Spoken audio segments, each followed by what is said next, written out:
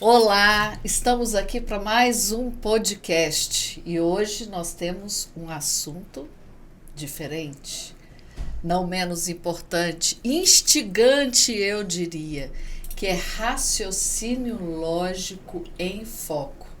E é sério, faz diferença na vida do concurseiro. Aliás, gente, faz diferença na vida, né, professor? Hoje, como convidado, nós temos aqui o nosso querido professor Maicon Roque, especialista em raciocínio lógico. Gente, olha, eu gostaria muito de saber muito bem matemática, raciocínio lógico. Eu acho que a vida é mais simples, não é, professor? É fácil. Põe um gráfico e vai levando a vida. Faz o planejamento, a cabeça é diferente, né, professor? Olá, pessoal. Professor Maicon Roque, sempre é um grande privilégio estar participando mais uma vez aqui no podcast do Uniprocessos, tá? E, né, a pauta de hoje é raciocínio lógico, né? Raciocínio lógico em foco. Então, antes que o pessoal já fique assim, porque geralmente quando a gente fala raciocínio lógico, matemática... Já arrepia os cabelos. Já arrepia os cabelos, né? Oh, meu, deita os cabelos, gente. Então, já no início, já posso te falar o seguinte, olha só, eu nunca, já não nasci bom, não. Eu vou até te falar uma história aqui. Eu reprovei a 6ª série por conta de matemática. Ah, não, professor. 6ª série eu passei, com nota boa. 6ª série por conta... Claro que não foi só matemática, entendi, né? professor. Assim, acabou que... Era por conta menino, né? Cabeça de menino, falta na escola. Mas não era o seu, assim, não era a coisa que você mais gostava, né? Assim, desde sempre. Não, mas eu sempre tive uma afinidade, porém não estudava, né? Gostava, olhava, mas assim, de certa forma não estudava. Eu sempre estudei em escola pública, aqui no DF mesmo. Cresci em Planaltina, DF, e estudei em escola até a 5ª série, escola rural, lá em Planaltina. E, de certa forma, o que acontece? A minha base não foi, assim, das melhores do mundo, né? Mas aí, a própria vivência em si, eu sou de uma família bem humilde, né? O meu pai era mestre de obras, a minha mãe doméstica. Então, de certa forma, desde pequeno, ele sempre falava assim, tem que estudar para ter uma vida melhor, né? Assim, mas mestre de obras tem a cabeça boa para matemática. Sim, isso é verdade. Cara, calcula tudo, né? É sensacional como, o conhecimento da prática, né? Da vivência. É porque quando você está na obra é o tempo todo matemática. O tempo todo matemática. Então, meu pai, com 5ª série, ele fazia as contas assim de cabeça. De cabeça. Tudo de cabeça, é fazia incrível. Os cálculos para comprar tanta cerâmica, isso e aquilo. E Nossa, eu acho incrível isso, acho fantástico. Então, só a questão da prática mesmo, né? Então, o que acontece? Então... Ou seja, a matemática a gente leva para a vida prática, né, professor? Não, com certeza. E eu posso te afirmar que a matemática, o concurso público, mudou a minha vida, né? Por que mudou? Até os 14 anos de idade, não tinha muita noção do que era concurso, não sabia o que era concurso, claro. Né? Tive a oportunidade, aos 14 anos, conhecer um mentor. Como assim um mentor? Passou na época na escola, tinha 14, 15 anos, passou uns panfletos na escola falando para você ser piloto da aeronáutica. Venha participar de um aulão para ser piloto da aeronáutica. E aquilo chamou a atenção, o fato de ser assim, né, piloto, né? A gente via a questão de Top Gun, essas coisas, né? Top Gun, filme Top Gun. americano. Então, né? De certa forma, fui instigado a ver, vou ver esse negócio, como é que é ser piloto. Eu não sabia, né? Chegamos a esse curso e como é que funcionava. É um curso que nem existe mais hoje em dia. E aí o que acontece? Teve uma semana gratuita. É de formação para você preparatório para carreiras militares. Para as carreiras militares. Mas agora a gente tem o QR. Exatamente. Os QR que você coordena. Isso, então o QR, até a questão do curso veio lá de uma experiência lá atrás, nesse curso preparatório. Então tivemos uma semana de aulas, porque minha base era assim, Ficava só jogando futebol, esse tipo de coisa. E quando eu falo questão de jogar futebol, eu levava futebol muito a sério. Tanto é que eu fui fazer uma peneira no Corinthians. Cheguei a fazer a peneira no Corinthians, foi selecionado em Brasília. Fui pra Corinthians, ou seja, de certa forma eu achava que realmente eu ia ser o quê? Jogador de futebol. Só ficava jogando futebol. Só que aí o que acontece? Quando a gente foi pra fazer essa peneira, que não jogamos, assim, não deu tempo de jogar e foi cortado, eu fiquei desanimado. Aí pensei, esse negócio aqui acho que não vai dar muita coisa não, ainda mais morando em Brasília. Top Gun. Sim, aí assim, aí tive a oportunidade de ir pra esse curso. E lá durante uma semana, como é que funcionava? Falaram assim, você vai ter uma semana, você vai estudar o que vai passar aqui, vai ter uma prova. Os 10 primeiros colocados vão ganhar uma bolsa de meio salário mínimo. Na época, o salário mínimo era R$180. Então, isso em 2001. Então, a bolsa era de R$90, que era uma ajuda de custo. Né? O curso era em Taguatinga, que eu morava em Planaltina. Era longe. Muito longe. Naquela época, então é mais longe mais longe ainda, porque o metrô, nem lembro de ter pegado o metrô. Aí, o que acontece? Aí eu falei assim, cara, eu vou estudar. Por mais que eu não tenha muita afinidade, mas eu quero receber. No primeiro momento, eu tava mais de olho no dinheiro também, né? Menino, né? E tinha muitas pessoas nessa sala e eu me dediquei bastante. Foi a primeira vez que realmente eu me dediquei muito ao estudo. Porque até então, eu tinha dificuldade até de dividir. Assim, algumas divisões, né? Multiplicar é mais fácil que dividir. E eu estudei bastante e saiu o resultado e eu fiquei entre os 10. Aí dali eu demonstrei, caramba, você aqui tinha mais de 100 pessoas. E eu consegui em uma semana realmente ficar, realmente só depende de mim. E a gente começou ali a estudar, fazer esse curso preparatório lá na época que era para cadetes, né, da aeronáutica. E fui pegando, fui conhecendo o que era concurso, de certa forma, igual eu falei, os meus pais, pelo fato de eles não terem, né, o ensino superior, não ter essa vivência, né, eles só sabiam o seguinte, você tem que estudar. Mas muitas vezes não tinha nem como, né, influenciar, falar de questão de concurso. E eu comecei realmente a emergir nesse meio. E o primeiro concurso que eu fiz foi com 15 anos de idade para o Colégio Militar de Brasília. Só que quando eu fiz o concurso para o Colégio Militar, eu já estava no segundo ano. E eu ia para o terceiro, só que no Colégio Militar eu tinha que voltar para o primeiro ano. Naquele momento eu fiquei muito na dúvida. Eu falei assim, acho que eu não vou voltar não. Eu acho que eu vou continuar normal e vou fazer outro concurso, porque eu não tô querendo voltar 2 anos. Mas, de certa forma, naquele primeiro momento eu vi que realmente só dependia, de certa forma, do meu esforço. E onde que entra a matemática nisso aí? Porque carreiras militares, a matéria-chefe é matemática. Todo concurso de carreiras militares, para o Exército, Marinha, Aeronáutica, é matemática e uma matemática aprofundada. Tanto é que tem um concurso do Colégio Naval, que é para você fazer como se fosse um nível médio lá em Angra dos Reis, lá no Rio de Janeiro, que é dos concursos mais difíceis do Brasil. Isso porque a matemática realmente é muito avançada. Então, meu primeiro contato realmente com matemática foi estudando para carreiras militares e é uma pegada bem forte mesmo, assim, a questão de matemática. E eu me descobri, falei, caramba, eu gosto disso aqui.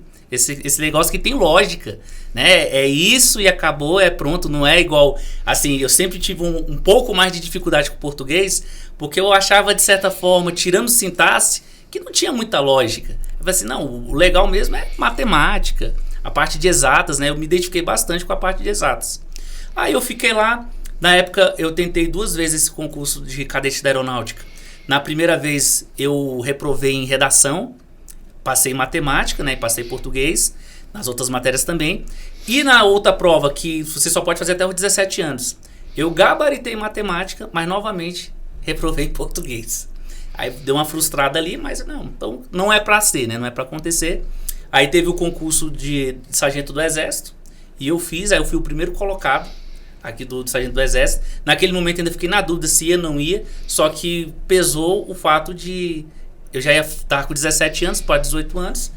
E os pais, né, querendo ou não, falaram assim, não, agora você tem que ir. Você vai, é uma carreira, você vai... 30 anos no Exército, era carreira mesmo. E eu aceitei o desafio e fui. Fiz o curso de formação em Três Corações, Minas Gerais. Foi um aprendizado, assim, gigantesco, o Exército, para mim, pelo fato de hierarquia, disciplina, né, todos esses conhecimentos. Só que quando eu terminei o curso de formação, voltei para Brasília, foi bem na época de booms de concurso. Tinha muito concurso, isso em 2005, 2006. Muito concurso mesmo. Naquela época teve muito concurso. Era muito concurso, e os concursos naquela época não tinham online igual hoje.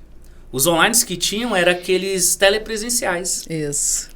Que era do Damásio, LFG, né, esses cursos, que nem existe mais esses cursos voltados telepresenciais, e era tudo presenciais, né?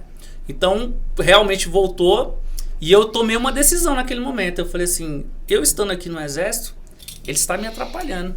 Me atrapalhando assim que eu digo, eu quero coisas maiores, eu não quero ficar assim. De certa forma, eu não me identifiquei com as Forças Armadas. Foi quando eu pedi baixa. E todo mundo, você é maluco, como é que tu vai sair? Tanta gente querendo entrar. Né? E sem ter nada. Exatamente, sem ter nada. Eu falei assim, não, eu tô saindo para estudar. Né? Tô saindo para estudar. Então eu saí, comecei realmente a estudar, e naquela época saía muito tribunais. Muito concurso de tribunais. TST, TRF, TJ, TRE pro Brasil inteiro. E eu falei assim, cara, eu vou fazer um concurso desse de tribunal, né? Naquele momento a gente falava, não, a melhor coisa que tem é concurso de tribunal, né? Concurso de tribunal é bem expediente, né? Esse tipo de coisa assim.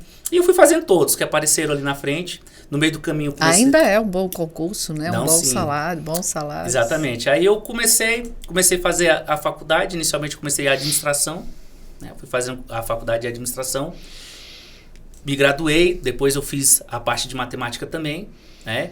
E durante esse ano, eu passei do ano que eu falo, esse ano que eu fiquei estudando, eu passei no concurso, em vários concursos. Dentre eles, eu passei no DPEM, aí passei no FNDE, que é o Fundo Nacional de Desenvolvimento da Educação, passei no TJ. Só que o meu foco era TST. Só que acabou que é aquilo que eu sempre falo, até em sala de aula. Pessoal, se você estuda, não tem como, é uma fila. Não tem. Não tem como. Muitas vezes você fala assim, mas eu não estou estudando para esse concurso específico.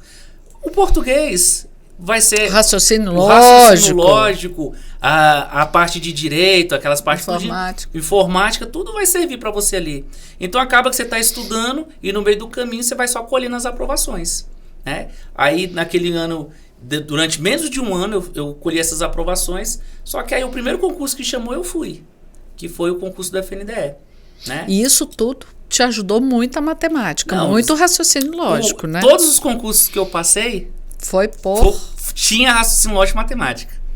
Inclusive, esse do tribunal, que eu estou até hoje no TJ, já estou no TJ tem 13 anos, esse do TJ foi o último concurso que teve matemática e raciocínio lógico.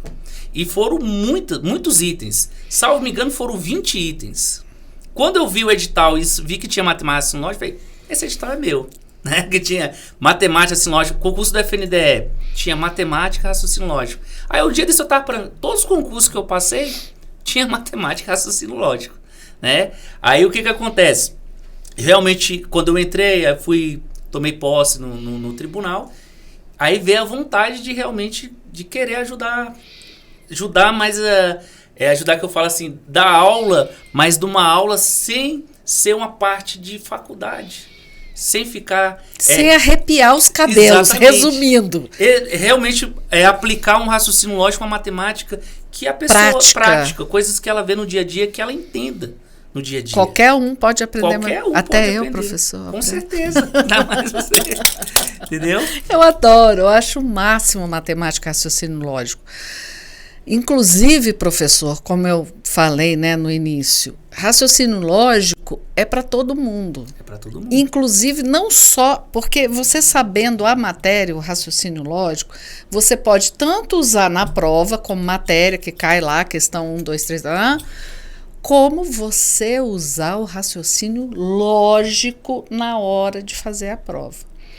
Assim, com 32 anos de experiência, aliás, não foi com 32, foi bem antes, eu comecei a perceber que tudo quanto é engenheiro passa em concurso público, rápido, nos melhores lugares. E eu perguntei para vários, e a resposta quase unânime muitos estudam muito e tal, mas todos usam raciocínio lógico para resolver a prova. Não a prova de raciocínio lógico, mas toda a prova. E eu fiquei curiosa, né? Eu sou muito curiosa. Chamei um professor que tinha aqui na época de física e falei: professor, é possível usar o raciocínio lógico para responder questões de concurso? Ele falou: professora, eu nunca fiz, mas posso tentar. Eu falei: então tá. Então eu dei uma questão de direito penal, um professor de física, uma questão de direito penal, uma questão de direito constitucional. Eu sei que foram 5 questões de direito, ele acertou todas. Usando, não tem aquele negocinho? Igual, menor, maior e tal, e tal, e tal. Ele disse: se isso é isso, aquilo é aquilo. Se isso é aquilo, aquilo é aquilo. Ele resolveu. Ele acertou as 5 questões de direito. Ele falou: é, professor, é.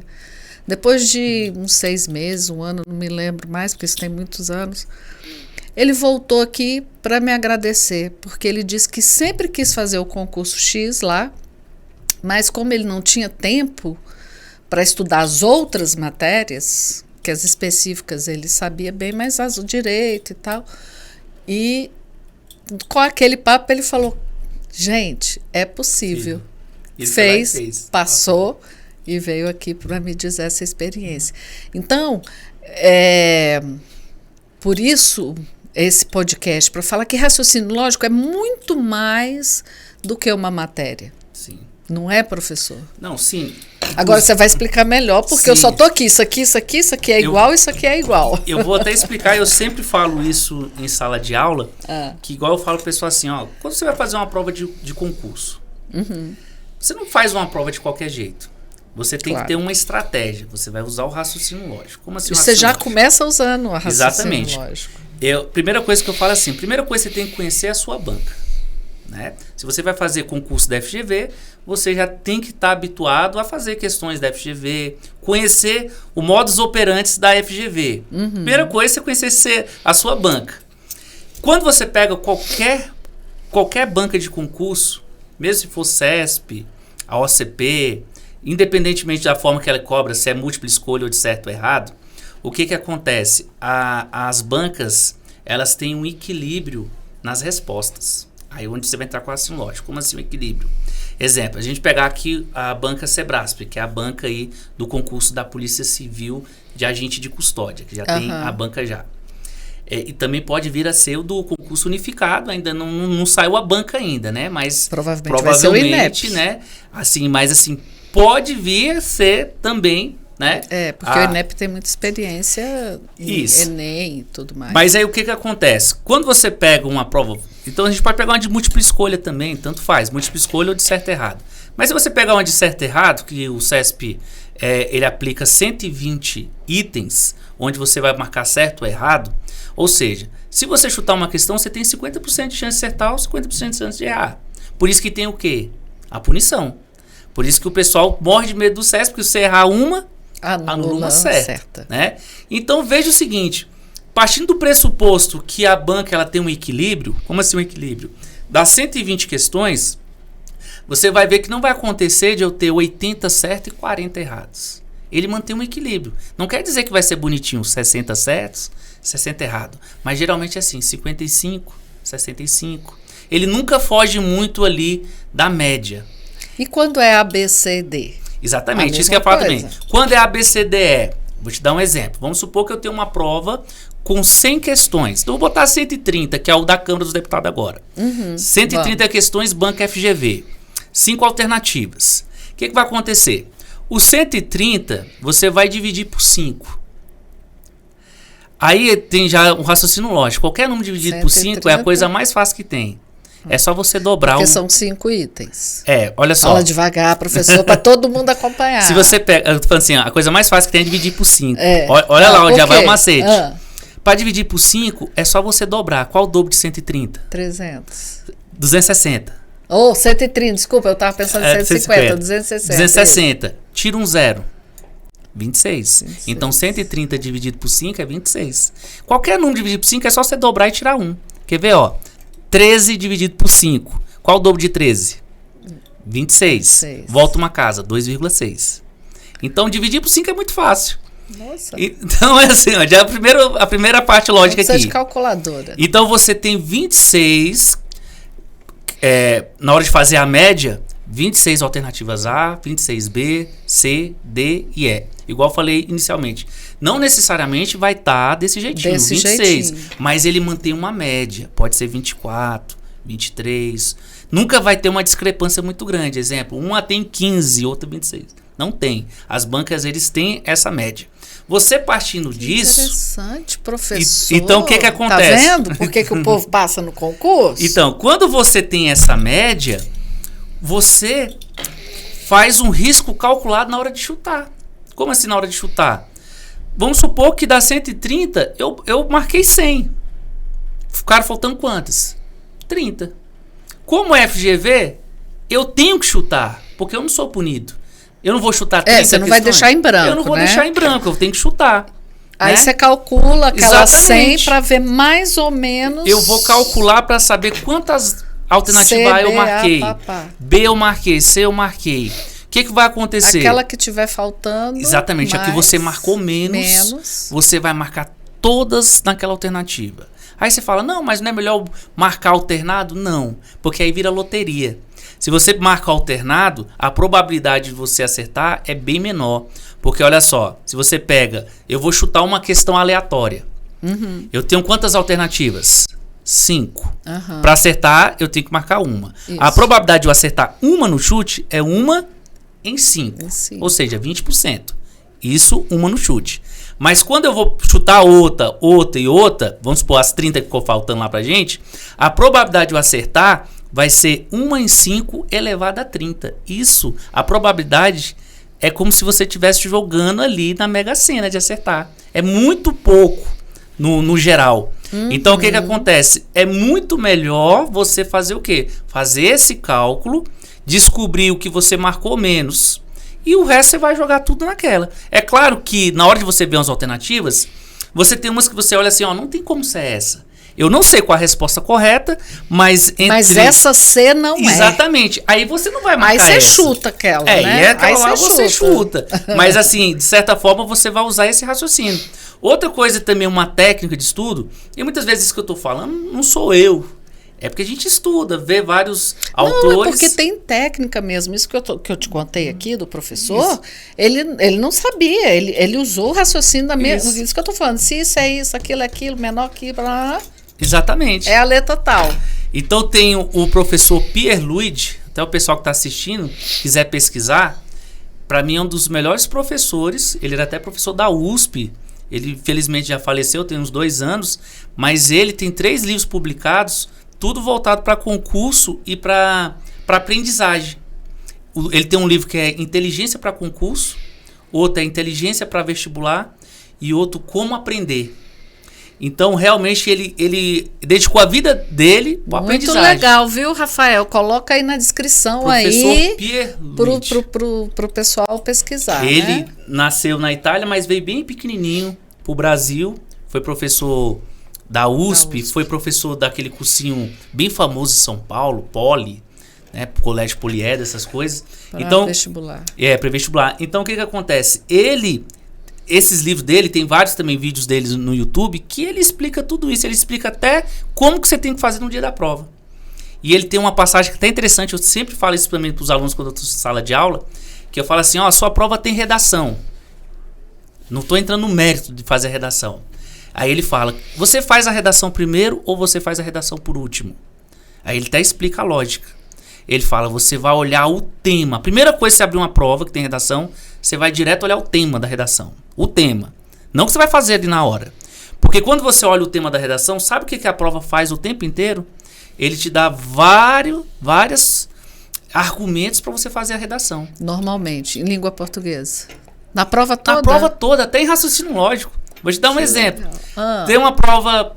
agora vai ter uma prova da Polícia Penal do Goiás, né? Tá previsto, já tem até a data... Eu nunca vi isso.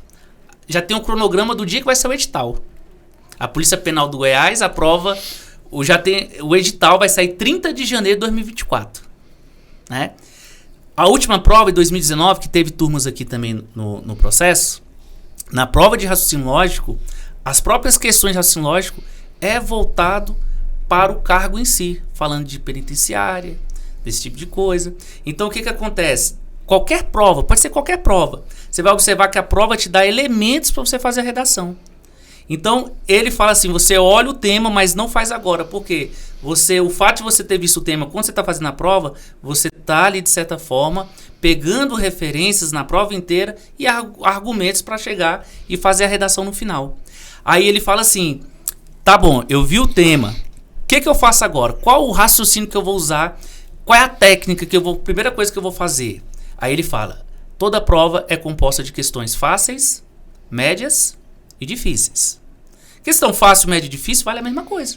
Vale a mesma coisa. Vale a mesma coisa. Se eu acerto uma questão difícil, uma questão fácil, é a mesma coisa. Então ele fala, então usando o raciocínio lógico, não é mais fácil eu procurar as questões fáceis da prova?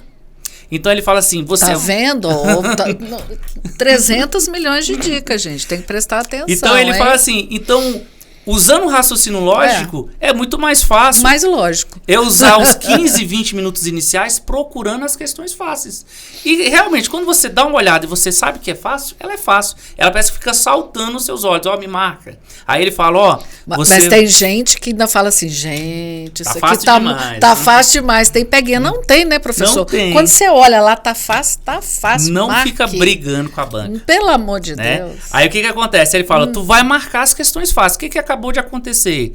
Você marcou o maior número possível de questões em pouco tempo. Já sabe quantas são C, provavelmente, isso. Quantas A, B, C. Aí o que acontece? Ai, professor, adorei. Então ele fala que quando você marcou o maior número de questões, você está economizando temmo para fazer a redação e economizando tempo para fazer umas questões um pouco mais complexas. E tem ideia para redação. Exatamente. Também. Aí ele fala, outro passo, catei as fáceis. O que eu vou fazer depois? Eu vou partir para a disciplina que eu mais gosto. Exemplo, se você gosta de português, você vai fazer português. Se você gosta, se for um penal, por quê?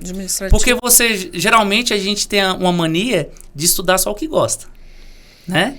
Mas é porque a gente já sabe, né? Aí estuda. Mas aí, pela lógica, tinha que ser o contrário. Se eu já sei, eu tenho que estudar o que eu não sei. É verdade, professor. Aí ele vai e fala assim, por que você partir para a matéria que você mais gosta? Porque você ganha confiança. Você vai pegando. E confiança feliz, é tudo. Confiança é tudo. Se você começa uma prova e já fala, não é pra mim, você já mandou o recado pra você que essa prova não é pra você. Você já deixa um rascunhozinho que você já vai anotando quantas A's, quantas B's, porque aí você já tem uma noção. Exatamente. Você já sabe. Aí ele falou, você fez lá a matéria que você mais gosta. Aí, onde entra o raciocínio lógico também, saber fazer marcações. Como assim marcações? Se eu fiz uma questão fácil, eu não vou voltar mais nessa questão, porque eu me incluo também, eu fiz bastante isso, que tinha mania de ficar voltando e mudando gabarito. E vai falar assim, marcou uma questão, se você marcou aquela questão é porque naquele dado momento você realmente chegou naquela conclusão e marcou. Então muitas vezes você voltar, você sempre vai se arrepender de ficar mudando gabarito. Quanto aluno volta de concurso, de OAB, de CFC, que fala assim, eu tinha acertado o número de questões para eu passar, só que na hora eu fui revisar e mudei o gabarito. Pelo amor de Deus, gente. Exatamente. É outra coisa. Se já recebeu o cartão, já vai marcando. Para não ter o bichinho na cabeça falando, troca o gabarito. Isso. Troca o gabarito. Aí, depois, essa marcação é legal. Por quê? Você cria uma marcação. Vou te dar um exemplo. Se é uma questão muito difícil, como assim uma questão difícil? Eu li e nem entendi nada. Não vai adiantar ler 10 vezes. Ele fala assim, eu li uma questão. Eu tô vendo, caramba, essa questão realmente, o conhecimento não... Eu não tô conseguindo nem saber o que essa questão tá falando. Não adianta você ficar lendo 10 vezes a questão. Então, o que vai acontecer nessa questão que você viu que é difícil? Marca um asterisco gigantesco. Por quê? Toda vez que eu vir na prova um asterisco ali, eu já vou saber o seguinte, essa questão eu só vou fazer se sobrar tempo no final. Porque senão eu vou perder tempo nesse tipo de questão. Então, de certa forma, eu já fiz as fáceis, estou demarcando as difíceis no meio do caminho e de certa forma, as médias ali eu vou resolvendo. Quando você usa isso, você otimizou seu tempo. Porque uma prova, ela não é feita, o tempo é insuficiente. Se você for pensar, muito bem... O pessoal pensa que 5 horas é muito, mas não é. Você tem que fazer redação, você tem que fazer a prova. Então, de certa forma, a prova foi feita para reprovar, ele tem que selecionar. Então, de certa forma, os melhores. Então, em todos os sentidos. Exatamente. E principalmente quem sabe fazer prova. Claro. E uma forma de você realmente... Que, aliás, é o fundamental, né, professor? É aprender a fazer a prova, porque não dá tempo de todo mundo estudar tudo com excelência. Exatamente. A diferença é saber fazer a prova. E eu até costumo dizer, por isso que é a importância o quê? Simulados. Muito. Simular no dia da prova. E eu tenho até uma história, parece até ser engraçado, mas uma vez nessa época que eu fazia concurso só para tribunais, na época saiu um concurso que era TRE. Na época eu tinha feito o concurso do TSE aqui e gostei bastante. Direito eleitoral, né? Aquela parte todinha ali. Falei, caramba, é legal esse aqui, direito eleitoral e tal. Fui lá, eu lembro que do TSE eu gabaritei eleitoral. Aí eu, todo TRE que sai aqui eu vou fazer. E eu rodei, quando eu falo rodei o Brasil, vários estados fazer concurso TRE. Mas foi de certa forma, hoje eu vejo que foi um foco ruim, sabe por quê? Concurso de TRE chama pouquíssimo. Não chama quase ninguém. E diferente do TRT, o TRT chama mais de 1.000 pessoas. O TRT chama muita gente. Aí eu fui fazer o concurso do TRE lá em São Luís, do Maranhão. TRE São Luís. Não conhecia, foi a primeira vez que eu fiz São Luís. E eu fiz a prova na periferia de São Luís. Na época não existia Uber, né? Ia pra lá e tudo. E era uma escola com tipo de ferro, não sei. Só sei que era muito calor. Por si só, São Luís já é muito calor, Deus, né? Nossa, muito calor. Muito calor. E essa escola não tinha... Era bem simples mesmo a escola. Não tinha ar-condicionado, não tinha ventilador, não tinha nada. E eu conto o pessoal, assim, não é possível que aconteceu isso. A mulher que tava aplicando a prova, né? O pessoal da coordenação, tava Fiscal. tão calor, mas tão calor que tava pingando, que ela falou assim, os homens que quiserem tirar a camisa, pode tirar a camisa. Tanto calor que tava. Foi a pior prova que eu fiz na vida, porque eu não estava acostumado com aquele ambiente, cadeira ruim, que era aquelas cadeiras de pau, um calor suando, pingando na prova. Nossa, foi a pior prova que eu fiz na vida. Aí eu costumo dizer, quem aqui de Brasília é privilegiado. Por quê? Muito. Você faz prova em instituições privadas, né? Com ar-condicionado, com tudo. Então, bem localizados, perto de ponte ônibus, exatamente. de metrô. Então, nessa época, quando eu fiz lá, eu falei assim, realmente você tem que simular, tem que fazer simulado, você tem que fazer questões, principalmente raciocínio lógico. Então, sabe por que o pessoal tem muito medo da lógica? É porque existe duas lógicas. Aí você fala, como assim duas lógicas? Existe uma lógica aristotélica, que é uma lógica mais voltada para a filosofia. Sim. Que é a lógica que você usa na época de Aristóteles, dos filósofos. Que é o que cai em concurso. Tabela verdade. Se então. Se somente se. E existe a lógica matemática. Quando a gente fala lógica matemática, é matemática mesmo. Conta, né? A parte matemática. O que o pessoal tem muita dificuldade é porque ele vê uma questão assim. A galinha nada e o cachorro voa. Não tem lógica. Mas só que é o seguinte, o que a gente está trabalhando é no sentido não da essência do que ele está falando, mas a gente está trabalhando com os conectivos. Aí você fala assim, como assim com os conectivos? Como assim com os conectivos? Como assim com os conectivos? Eu vou dar um exemplo. Quando a gente vai estudar lógica, a primeira coisa que a gente estuda é proposição. O que é uma proposição? Proposição é qualquer informação que eu passo para você e você tem elementos ou não, você consegue falar se é verdadeiro ou falso. Vou te dar um exemplo. Se eu falo assim, nenhuma mulher assumiu a presidência do Brasil até o ano de 2023, ponto. Você concorda que você consegue falar se isso é verdadeiro ou falso? Se a gente for usar o contexto do Brasil, isso aqui o que eu falei agora é o quê? Falso. É falso, né? Tivemos a presidente Dilma Rousseff. Então veja que isso que eu falei é uma proposição. Porque você tem elementos de falar o que é o quê? Ou é verdadeiro ou é falso. Mas não necessariamente você precisa saber o valor. Vou te dar outro exemplo. Se eu falo assim para você, existe vida após a morte, ponto. Isso é uma proposição? Aí talvez, olha o que vai acontecer. Aí você fala assim, eu não acredito. Aí a outra fala, eu acredito. Mas o que eu tô querendo levar na lógica é o seguinte, se realmente a pessoa morrer, chegar lá, você não concorda comigo que vai ser verdadeiro ou vai ser falso? Se realmente existir, vai ser o quê? Verdadeiro. Se não existir, vai ser o quê? Falso. Então, isso é uma proposição. Então, quando a pessoa começa a entender essa essência, aí fica fácil de entender que o contexto em si não importa. Importa é o conectivo.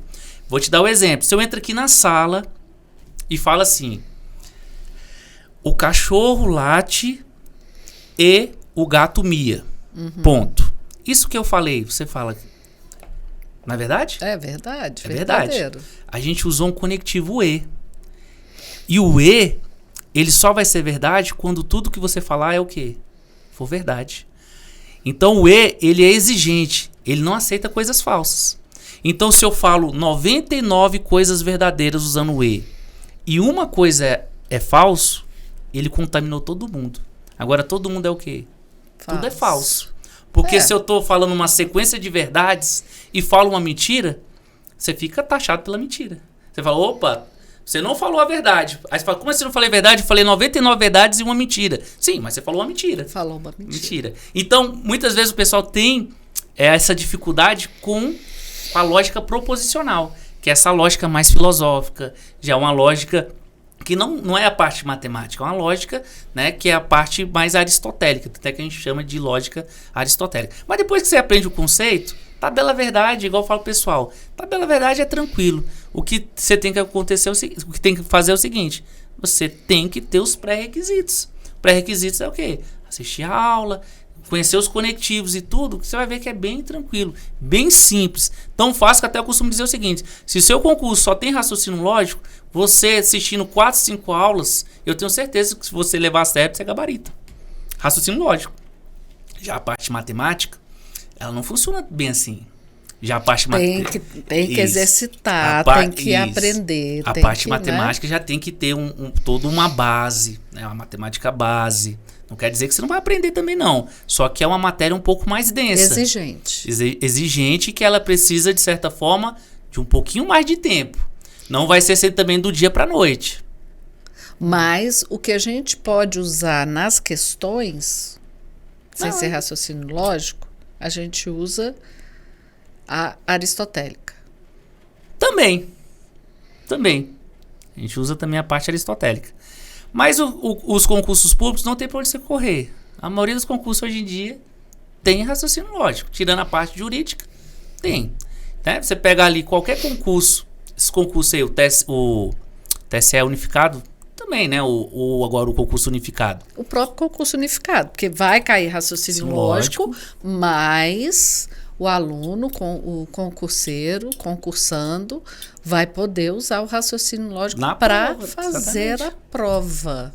Exatamente. Nossa, professor, eu adorei isso daí, de tudo. Da redação, de contar, né? As respostas, né? As alternativas, né? Sim. Você já, é bom no início da prova você já ir anotando, né? Quantas As, quantas Bs, quanto para ganhar tempo, porque a gente tem que ganhar tempo. Isso no dia da prova, mas tem um raciocínio lógico durante o estudo. Boa, professor. Durante o estudo. Como assim Conta durante o estudo? Gente. Primeira ferramenta, que é uma ferramenta que popularizou nesse ano, mas que já está muito avançado. ChatGPT. O ChatGPT é uma ferramenta, não é para ficar só brincando na internet, não. O ChatGPT, ele é uma belíssima ferramenta para te ajudar a estudar. Então, você pode usar o ChatGPT para você fazer... não sei se o pessoal já viu a questão do ChatGPT, tem a versão gratuita e a versão paga, né? Não sei se a versão gratuita faz isso, mas a versão paga, você consegue usar prompts, comando para ele, a qual você pega uma matéria, vou pegar um exemplo. Lei 866, Lei de Licitações e Contratos. Na época que eu trabalhei no FNDE, eu trabalhei 2 anos e meio no FNDE antes de ir para o tribunal.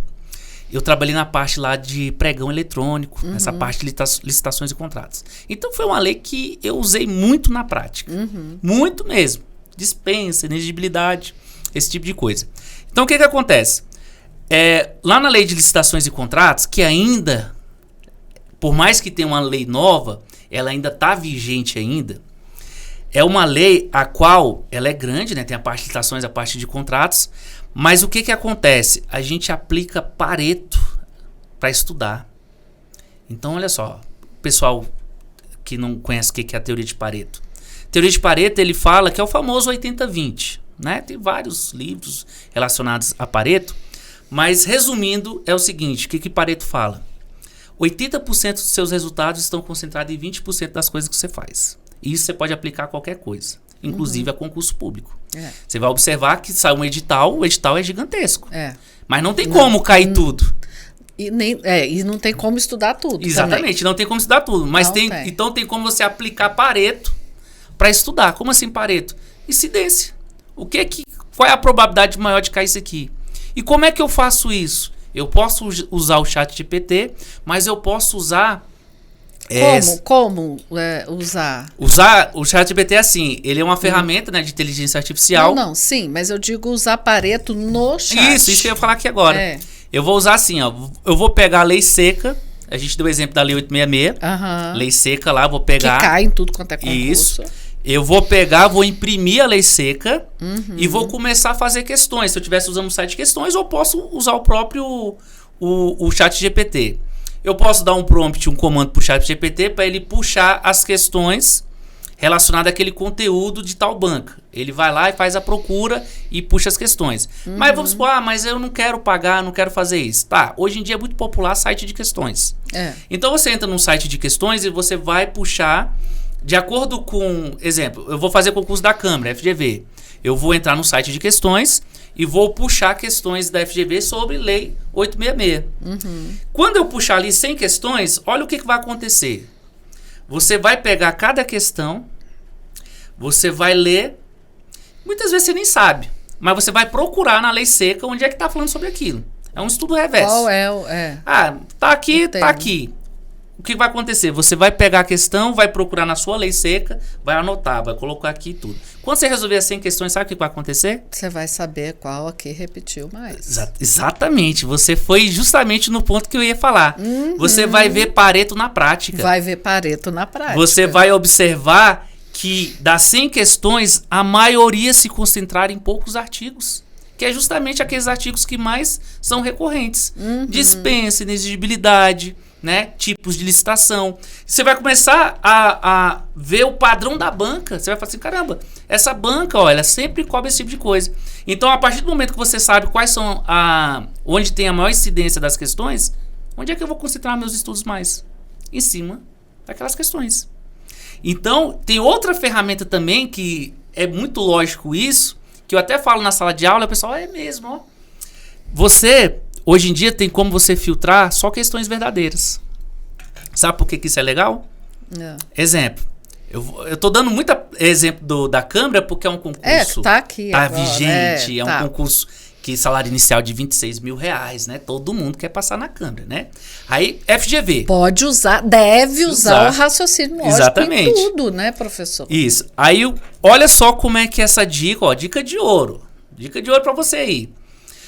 Eu vou pegar, vamos mudar a lei. Vou pegar mais a lei 866, não. Vou pegar outra lei. Pode ser qualquer lei. Vou fazer um filtro no site de questões e nesse filtro eu vou colocar assim, ó, eu só quero questões verdadeiras dessa lei. Sabe por que isso é legal? Você vai ver como que essa banca, na visão dela, o que ela cobra sobre aquele determinado assunto. Porque então, o que ela, né? Então, Entendi. é o resumo. É um resumo. É um resumo. Se a gente for fazer um paralelo com a OAB... Professor, é um resumo. É um resumo. Então, se a gente for fazer um paralelo com a OAB ainda, ele se encaixa mais ainda. Crazy. Sabe por que a OAB se encaixa mais ainda? A OAB se encaixa muito nisso. Porque a OAB é FGV também, né? É FGV. Então, a OAB acontece 3 vezes por ano, né? Corrija se eu estiver errado. 3 vezes por ano. Pessoal, você já tem um site, 3 vezes por ano, você vai pegar os 10 últimos anos e quantas provas você já não tem que ela foi aplicada? Muitas provas. Você consegue fazer um filtro só das questões corretas que já teve. Então você consegue ver na visão da banca o que ele cobra sobre aquele assunto. Então é uma revisão. Você está fazendo uma revisão de acordo com a visão da sua banca. Então você consegue colocar Pareto na OAB, você consegue colocar uma revisão. Então se você consegue fazer isso, você está otimizando o seu estudo. E você não vai estudar...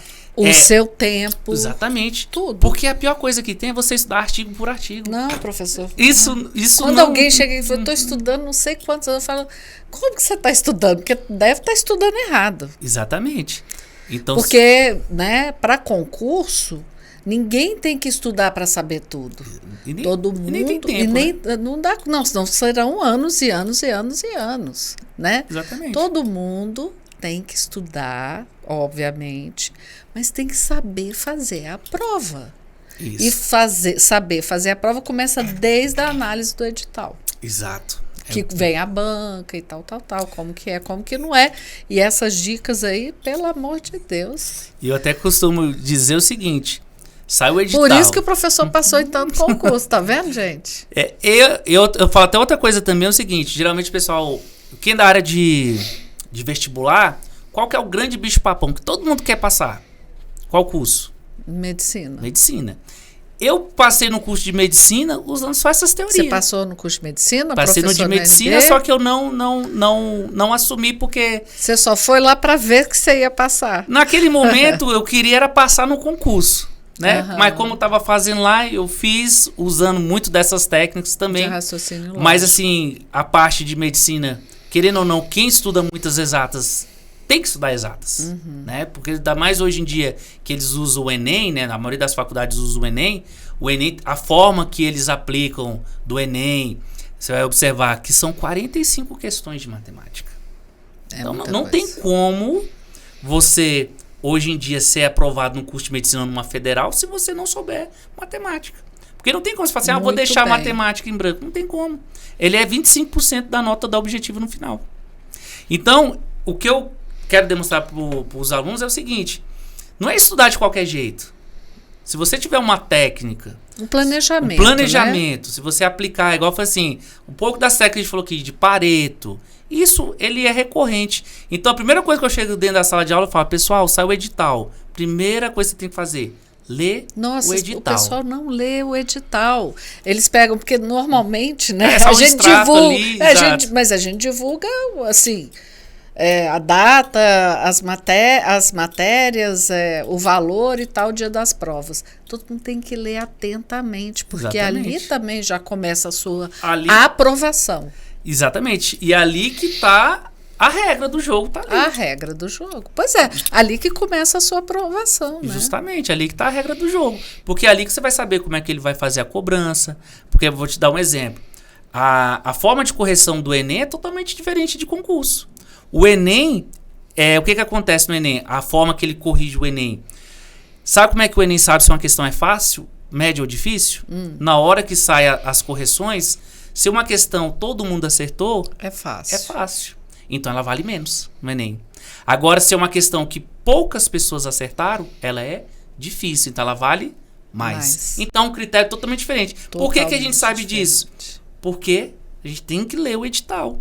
Então, acho que hoje em dia o grande mal é justamente isso. Querer tudo já resumido, dividido. Não, você tem que ler o edital. Passo a passo do edital. Porque ali está a regra do jogo. Com atenção. Né? Com atenção. É igual vai ter o concurso agora de professor temporário. Né? Aqui no Distrito Federal. A banca é a IADES que vai fazer o concurso que é a IADES. Olha só o que vai acontecer. Aí eu até falo, virou até polêmico isso aqui. Que eu falei assim, do jeito que está o edital... porque é de certo e errado. Só que porque a pessoa fala assim, certo e errado não pode chutar. Aí eu falo, depende. Por que depende? O certo e errado, uma errada anula uma certa, realmente é perigoso. Não é que não pode, mas é perigoso. Mas só que esse do professor temporário, você tem que errar 4 para anular uma certa. Aí eu falei assim, sabe por que a banca faz isso? É porque quando ele quer chamar muita gente. Quando ele quer chamar muita gente, ele não pode colocar... Punir de cara, né? Exatamente. Então, como ele quer chamar muita gente, ele coloca ali, de certa forma... Uma dificuldade para selecionar, porque é para isso que é concurso. Exatamente. Né? Mas 4 por 1 eu posso afirmar, e com certeza, e provo matematicamente. Você pode marcou... chutar. O que sobrou, você pode chutar tudo, porque tu tem que errar 4 para anular uma. Mesmo se você errar 4, mas no final das contas ficou com saldo de 3 ainda. Né? Então o que acontece? Tem que conhecer o edital, tem que saber. E muitas vezes essas coisas que eu tô falando para vocês, mais de 20 anos na caminhada, né? Primeiro concurso lá com 15 anos, né? Hoje eu tô com 37, então tem 22 anos. Novo ainda, né? Tem 22 anos que eu vivencio essa questão de concurso. E igual eu falei inicialmente, o concurso mudou a minha vida. Então tudo hoje em dia roda em torno de concurso. E questão de passar no concurso, de trabalhar na área de concurso. E qualquer mesmo a novidade do concurso unificado e qualquer outro que vierem resolver, fazer o raciocínio lógico pode e deve estar presente. Com do certeza. edital à resolução das questões. Igual a gente falou aqui, a gente usou raciocínio lógico para estudar, para fazer a prova. Pra Tudo tudo. isso uma lógica, usando a parte lógica. Porque muitas vezes a gente fica muito engessado. Acha que uma prova ela é feita para fazer de 1 a 100. Não, eu não preciso. Eu tenho que usar técnicas. E voltar, não preciso ficar ali amarrado, seguir o que a banca está passando para eu fazer. Não, é melhor eu usar técnica. Ô, professor, nosso tempo está acabando aqui, que pena, porque tá muito bom esse papo. Gente, não pode perder a aula do professor Michael nunca. Que além dele ensinar raciocínio lógico, a matéria para a prova, ainda ensina a fazer a prova, né, professor? Sempre dou muitas dicas. Que maravilha, professor. Ó, muito obrigada, aprendi bastante. Eu tinha pensado que era 150 e não 130. Eu penso muito rápido. Bom, enfim. Professor, muito obrigado. Nosso bate-papo foi muito legal, muito interessante, instrutivo, informativo, porque os meninos têm que saber que, acima de tudo, eles têm que aprender a fazer a prova. Exatamente. Aprendendo, é estratégia de guerra, concurso. Isso. Né? Exatamente. Você tem que começar lendo o edital, você tem que otimizar o seu tempo na hora do estudo com técnicas, que você ensinou todas aqui do raciocínio lógico, né? Na hora da prova, também usar essas técnicas, por que não? Claro, quem estudou, quem estuda mais, tem mais sorte, exatamente. Sabe mais, mas nós temos que usar todas as ferramentas, porque realmente tem que ter estratégias de guerra para passar em qualquer concurso. Exatamente. Né? Desde ler o edital, desde lá atrás. Né? Professor, muito obrigada mesmo. E nós estamos aqui finalizando mais um podcast com esse tema. Não é de arrepiar os cabelos, né? É para deitar os cabelos. O meu não tem mais, né? Com esse tema que todo mundo tem medo, né? De raciocínio lógico. Deixa de ter medo. Raciocínio lógico está aí para ajudar todo mundo. Tá certo? Então, vou me despedindo. Professor, mais uma vez, muito obrigada. Eu que agradeço a oportunidade de novamente estar aqui com vocês. Muito bom. E é isso, gente. Para quem gostou, dê um like aí, nos acompanhe em todas as plataformas de áudio. E é isso, gente. Raciocínio lógico é tudo na vida de uma pessoa humana, principalmente dos concurseiros. Até o próximo, gente.